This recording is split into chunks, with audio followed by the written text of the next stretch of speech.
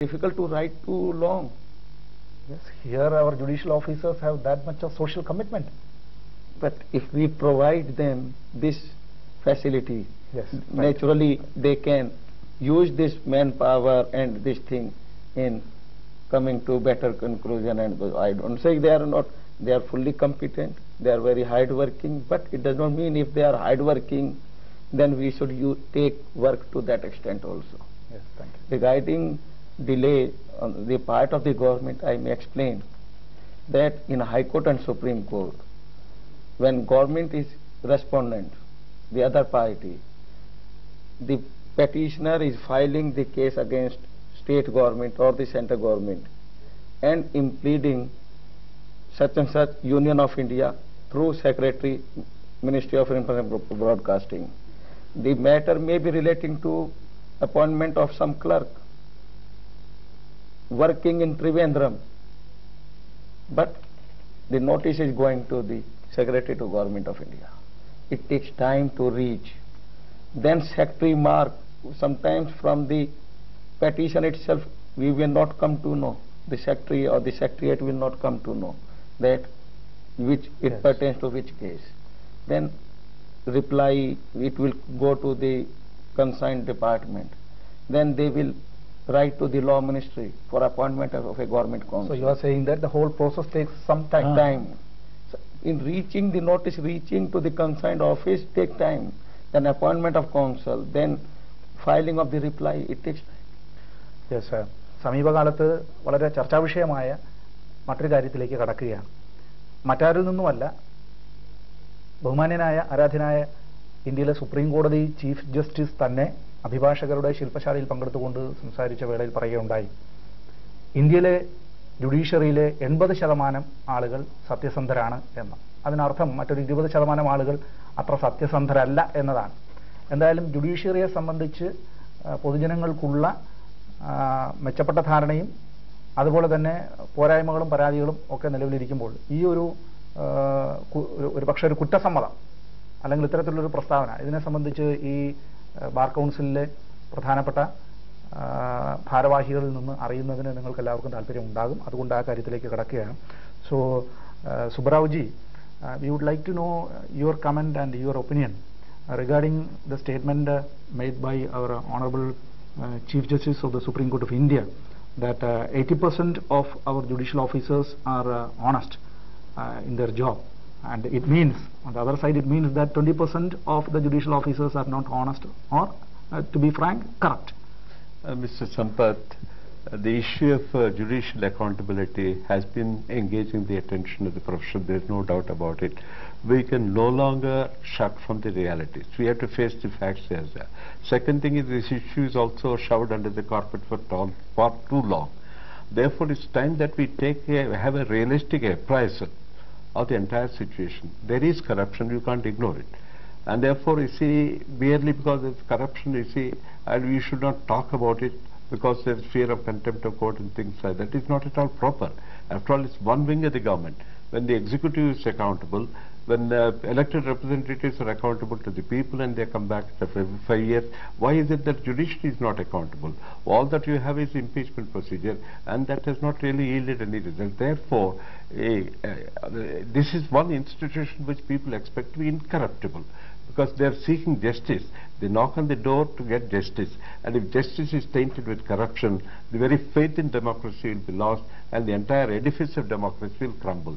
Therefore, we must strengthen the system by ensuring that greater integrity, utmost integrity is there in judicial officers.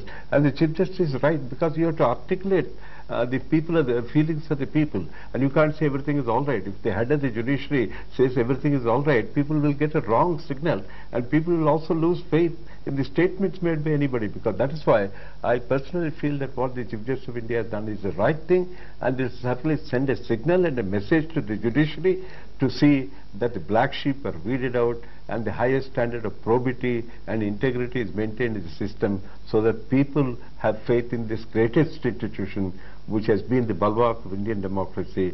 And of the three wings of the government, the highest respect is held by the judiciary today. And this is eroded, woe unto the system of democracy in this country.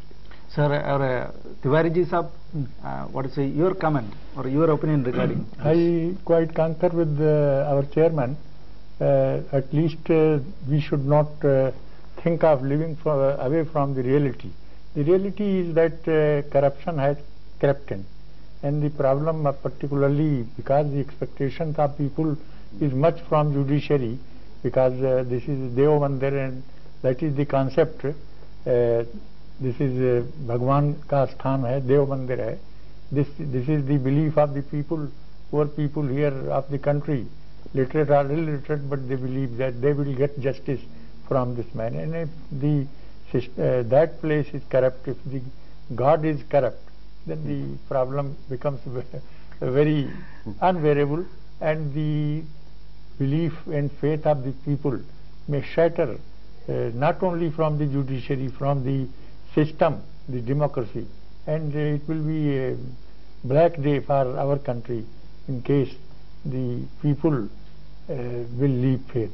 As you must have marked, you are a political leader also, you must have seen that people have just taken another way of getting things done.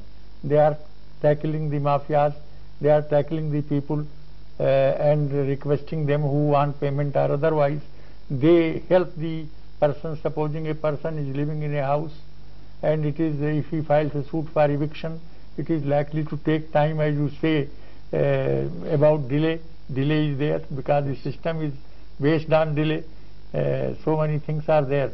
Naturally, the persons are thinking to pay the mafia something, and he will go to the place, ask them vacate by tomorrow morning. They will be away in the night. So this is something is very dangerous to the system itself. In case people will leave faith in the courts and will try to depend on persons of bad character, the mafias, then of course it will be a very bad day. So Agarwala ji, you can also. I am very happy that Honorable Chief Justice of India has admitted this fact that there is corruption in the judicial system. But once Chief Justice of India has admitted, it is sovereign duty, not only moral duty, to take action against those officers, judicial officers, up to session judge rank, district judge, high courts can take. I admit, as Honorable Chief Justice of India admitted, that he is unable to take action against high court judges and Supreme Court. There can be only impeachment. But how you expect that the honorable members of Parliament will be aware which judge is corrupt till the Honorable Chief Justice of India disclose the names of those judges whom he feel they are corrupt?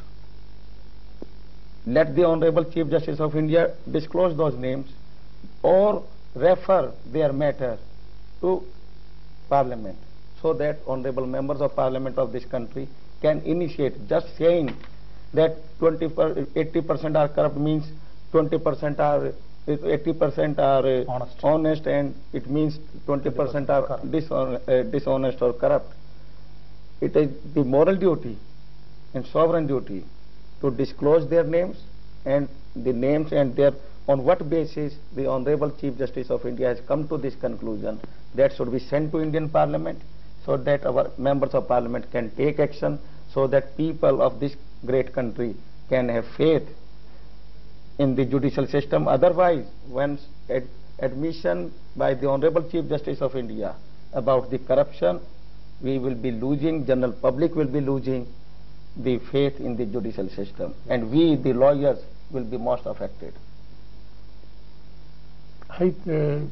Sampath, I think that the Chief Justice must have based this statement on something, may not be very much reliable in the sense of evidentiary value, but at least some base must be there. At least we feel that there is a corruption that type too. The Chief Justice of India must have come to know of things, as the things are not going well in the judiciary, whether in the High Court, Supreme Court or lower judiciary, And that is why on that information he must have made this statement, and I hope that he will do something, finding out the evidence, because we can't do anything without giving natural justice. Let us hope so. Let us hope that he will do something, and at least 20% who are they, not necessarily in the public interest that the Chief Justice should tell me as to who they are. They will be known in due course of time, and I'm just very hopeful that he will do something before he leaves this office. അതെ, സാധാരണ Indian പൗരന് ചെന്നെത്താൻ കഴിയുന്ന എല്ലാ മേഖലകളിലും ഇപ്പോൾ അഴിമതി ആരോപണങ്ങളും ഒക്കെ കടന്നു വന്നിട്ടുണ്ട്. കോടതികൾ സാധാരണക്കാരെ സംബന്ധിച്ചിടത്തോളം കോടതികളെ ദൈവതുല്യമായി കാണുന്ന അവസ്ഥയാണുള്ളത്. ആ കോടതികളെ സംബന്ധിച്ച് പരാതികളും ആക്ഷേപങ്ങളും ഒക്കെ ഉണ്ടാകുന്നത് ഇന്ത്യൻ ജനാധിപത്യ വ്യവസ്ഥയ്ക്ക് തന്നെ ഒട്ടും ഭൂഷണമല്ല.